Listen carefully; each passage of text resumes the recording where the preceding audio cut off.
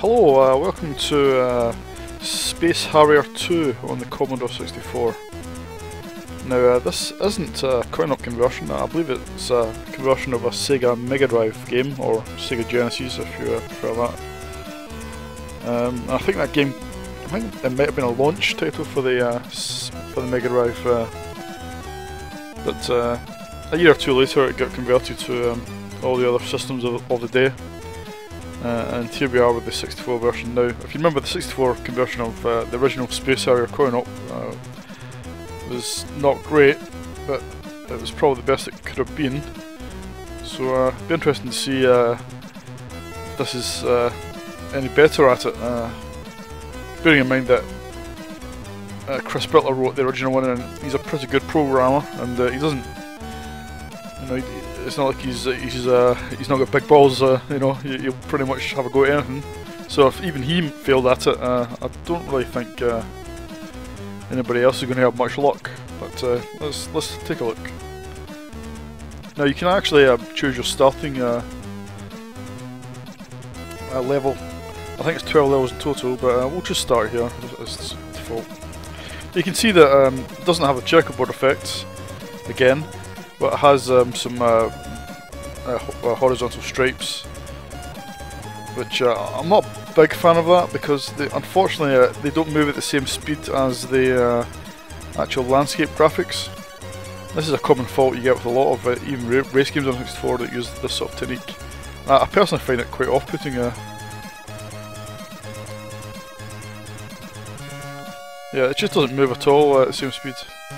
Now, when you move left or right, you see the horizon moves left and right, but the actual graphics don't shift left right. They should scroll left right as well. You know, the actual main foreground graphics, like the trees, but they don't. They just keep coming straight at you. So that's quite lazily done, I think. Yeah, these should be scrolling left and right, but they don't. So that's quite lazily done. The main sprite looks quite good actually. He's quite well animated, and he's got a nice high-res overlay. We're listening to music. I think it's a choice of music or sound effects, but not both. Now the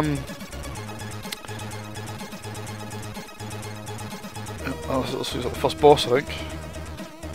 Oh, there seems to be a. I think it's a boss. He's not very well drawn, I'm afraid. Now, the whole game, it just doesn't feel right.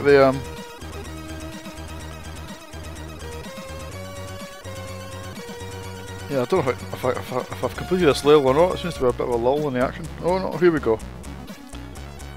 Oh, this is the boss. I thought that was the boss before. Now you can see for some reason the screen has stopped scrolling, which I don't know if that's supposed to happen. I don't know if he's taking any hits at all. I don't know if I'm having any effect on him whatsoever. He doesn't flash or anything when you hit him.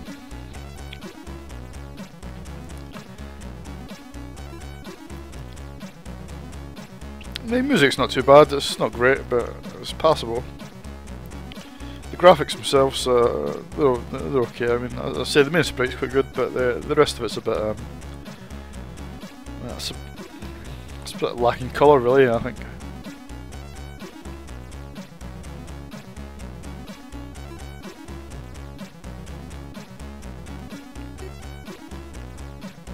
Okay, well that's the first boss down, I think. And this is a multi-load, which is not a great idea, but it seems quite fast, so I suppose if you had it cassette back in the day, it would probably not be too bad. Yeah, I find that this, yeah, the whole movement of the foreground graphics, it's just horrible. It's just not very smoothly done. It's not very convincing at all. It's quite wobbly, jerky. I mean, okay, it wasn't great in the original Space Harrier on the 64, but I think it was done better than this, to be honest. And there's hardly any foreground graphics. They're very sparse. 2 or 3 of these poles at a time, but the original Space Harrier on the 64 had tons of background things moving very fast. It's much smoother on this.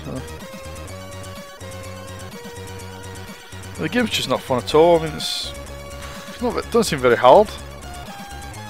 I mean, I'm just slowly moving around the screen, just hitting fire. I don't really feel like I'm influencing the gameplay much at all. It's just not very. It doesn't grab you at all. The gameplay just doesn't have the pace that it needs.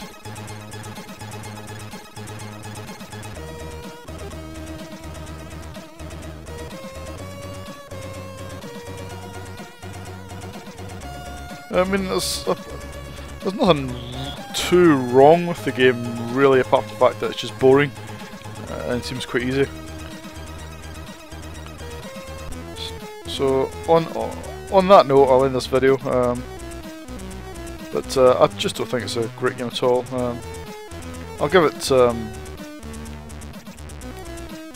mean, I don't think it's terrible, but yeah, to be honest, you're better playing the first Space Harrier game. I think that was a bit more exciting, to be honest. I think it was more fun and it was smoother. And it seems a bit more representative of the source material. So yeah, this is not great. I'll give this 2